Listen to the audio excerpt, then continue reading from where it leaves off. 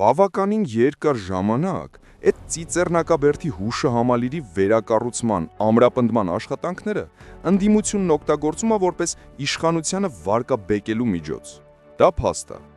բայց ամենևին համաձայն չլինելով ընդդիմության այդ գործելավոճին, պետք է անդրադառնանք Ավինյան Տիգրան քաղաքապետի եւ Սեդրակյան Մեհերի տաղա Դավիթի գործունեությանը։ Եվ այսպես, արդեն անդրադարձել էինք, որ Թոխմախի Մեհերի գազի զապրավկեն կառուցելուց խախտվել է բոլոր նորմերը եւ արդեն հասել է մարդկանց տների աստիճաների մոտ։ Բայց քաղաքապետը անտեսում է այդ փաստը, քանի որ ունի ջերմ հարաբերություններ Թոխմախի Մեհերի եւ հատկապես նրա որդու Դավիթի հետ։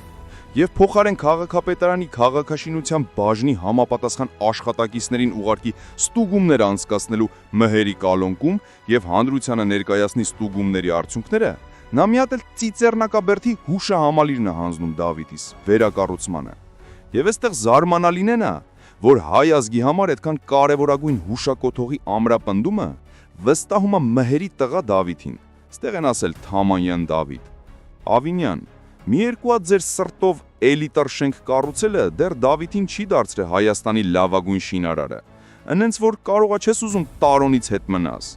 Հենպես որ Ավինյան Տիգրան, ոտդ կախմի գցի եւ հանձնարարի, որպիսի Մեհերի կալունկեն ստուգեն համապատասխան մասնագետները եւ ներկայացնեն հանրությանը, թե որ նորմերի համաձայնա մինչ այս պահը գործում այդ գազալցակայանը,